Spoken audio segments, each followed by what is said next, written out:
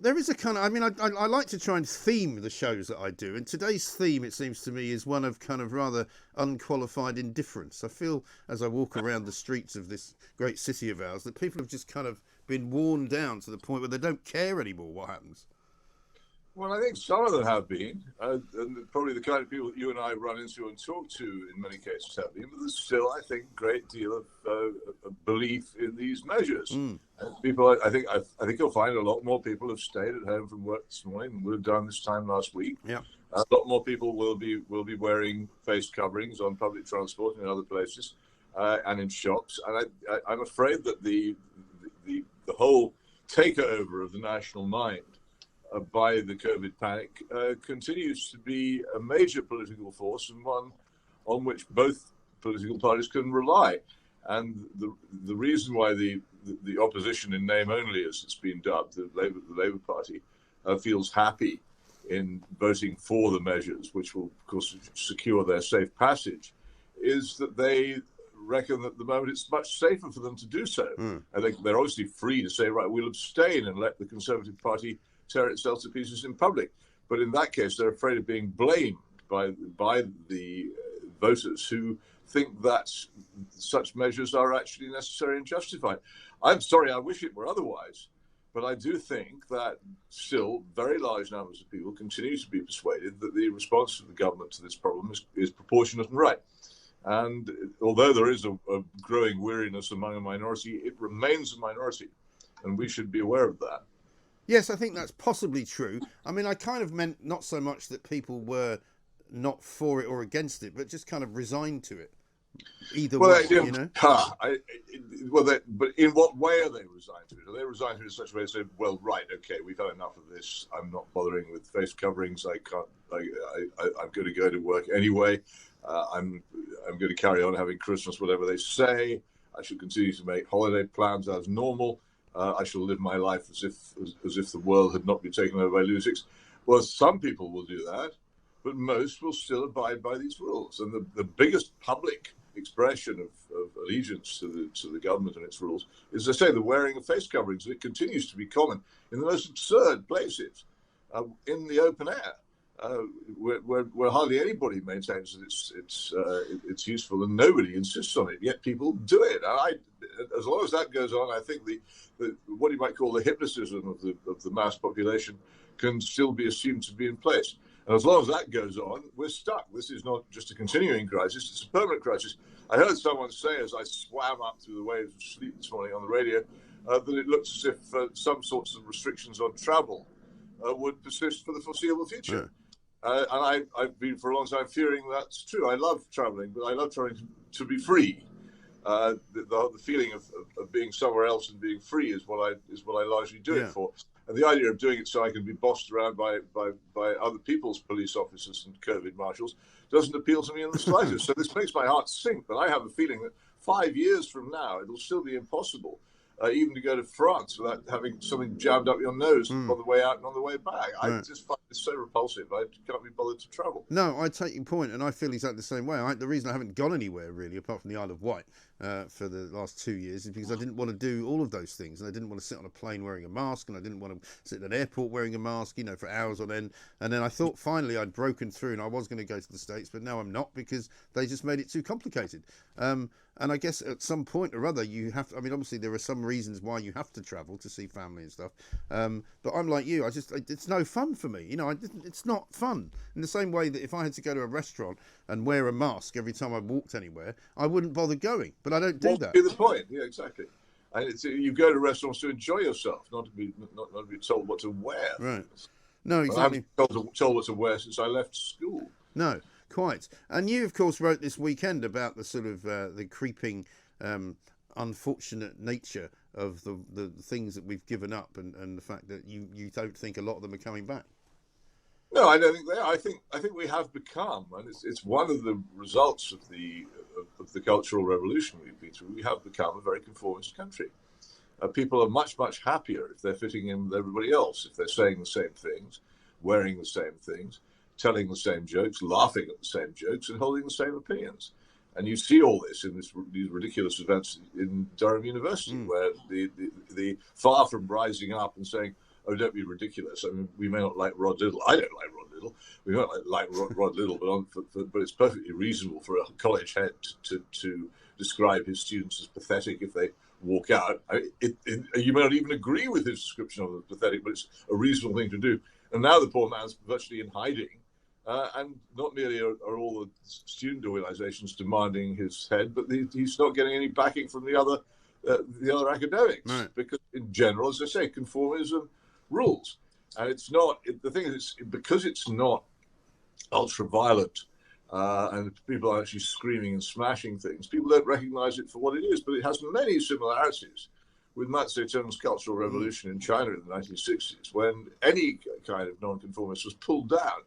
But because it's being done in a more peaceful and how should I put it, moderated manner, people don't realize how important it is. And also because it's everywhere and it encompasses everything, every aspect of life, people don't realize how big it is. It's as if we were ants, which can only see small things and not big ones. Yeah. I can say till the cows come home and long afterwards that we are facing a great attack on our national liberty, and nobody believes me. They think I'm shouting and making it up. Just when this whole thing began, I said, this is dangerous, accepting these restrictions. Yeah. How are we ever going to get rid of them? And here we are. It'll be the second anniversary before we know where we are, and it's still going on. And people can talk all kinds of gabble about statistics, which will leave most people believing that we are still in the midst of a major medical crisis. And one thing I have to say, before you rightly come back and reply, the use of this word overwhelm. Yes. We're told over and over again that the NHS is going to be overwhelmed. Well, tell me something. Has the NHS ever been overwhelmed? What is the objective definition of overwhelm? Can somebody tell me what they mean when they say the NHS will be overwhelmed? Because in my experience, the NHS is overwhelmed the whole time. Yes. It's such a badly run organisation that despite the huge efforts of its many skilled and entirely charming medical staff, it simply cannot cope with the problems it's supposed to deal with. What is the technical definition of overwhelm? When will we know it's happened? When will we know that the danger of it happening is past? There's no answer to this. And as long as these vague words are used, we're in this permanent crisis, a permanent state of siege. Yes. Well, as I said earlier today, if they actually took the time to fix the NHS properly so that it did work, so that it did have capacity, so that it did have an opportunity to understand that every Christmas and every winter they might need more capacity than they do in the summer, then that would be what you would expect them to do. If you were running a company, if you were running a warehouse which got a big delivery every single December and there wasn't enough room for it, and you did it every year, year after year, year after year, surely at some point somebody would say, maybe you should get a bigger warehouse. Yes, I know. It is. It's not difficult, is it? But again, I think every time anybody says the NHS is going to be overwhelmed, they should be asked, if only we still are journalists, they should be asked, what do you mean by overwhelmed? Define overwhelmed. Yeah. Tell us at what point this will have happened or not have happened. When will the danger have passed? It's the vagueness of the monster is coming. The monster is coming. The monster is coming. Well, what is this monster like? What is it called? What is it? Where can we see it? All the time. It's like parents trying to frighten children. There's a monster, which is never properly defined, which we're told will come if we don't behave ourselves. And I'm tired. It's right. I mean, and of course, as if by magic, today, having been told by Boris Johnson last night at his pre-recorded, little State of the Union address, he said, we must all go and get ourselves a booster. Book it now. Let's do it, were his words, right? Apparently, the website has now crashed today. So they're now telling people not to book the booster because they can't cope. I wish I'd predicted that. I mean, it is a bit predictable, isn't it? Knowing what we know about all government computer functions. Of course, it's crashed. Yeah. Yeah. But then again, people are rushing off to have these things. So they want. It was. I mean, whatever people's opinions are of the vaccination, and I know there are some people who are very passionately against it, but there's no question at all. But that its implementation was actually quite remarkable, and that it has completely changed the situation. The fear of COVID becoming a serious disease, if you get it, was hugely reduced by it. So why did nothing really change? Well, why do we still go into panic mode over figures which I have to say, when I last looked at them, didn't seem to me to be that alarming? Well, they don't appear to be alarming, but we now apparently are taking fright from something that might happen. And the only reason apparently we're doing this is that last time Boris was criticised for not acting quickly enough. So now apparently he's decided to go completely in the opposite direction. There's a kind of madness to it. Well, of course, there is another aspect to this, which is, of course, that the more we talk about this, the more we forget about the pseudo crisis that he was in before about Christmas parties and wallpaper. I don't regard these things as politics myself. I think they're what we resort to in this country because we no longer have any serious discussion about politics.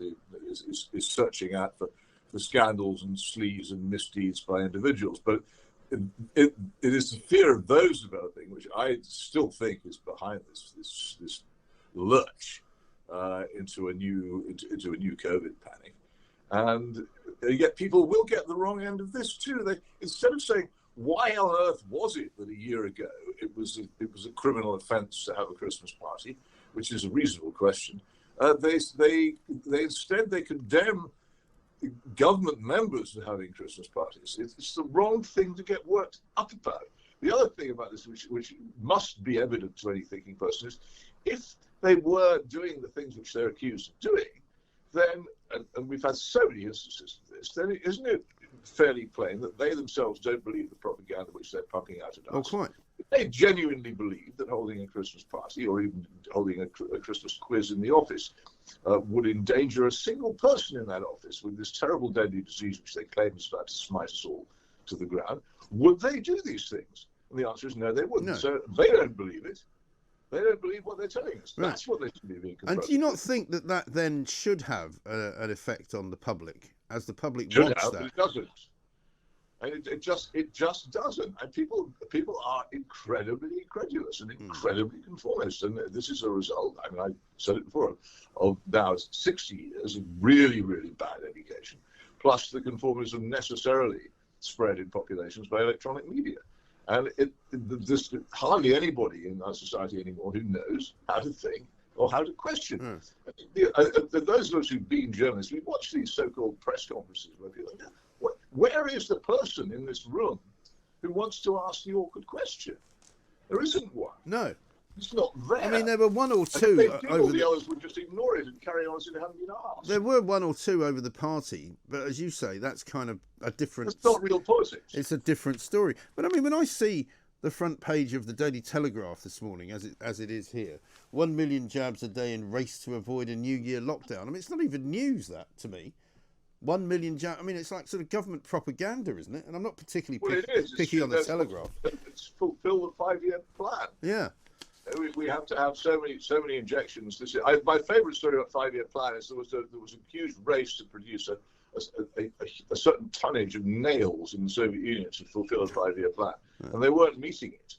And to meet it, they decided the only thing to do was to make enormous nails, several feet long, because they weighed a lot, and because their target was measured in tons, they were able to meet the tonnage target by producing all these enormous giant nails for people, which of course had to be melted down afterwards because they were no use as nails. But they met the target, and this is what happens once you have targets. Well, that's when you have, that's how they've ruined our educational system, I think, and probably the NHS as well. So there we are, Peter. We're going to take a short break. We'll come back with a couple of other bits and pieces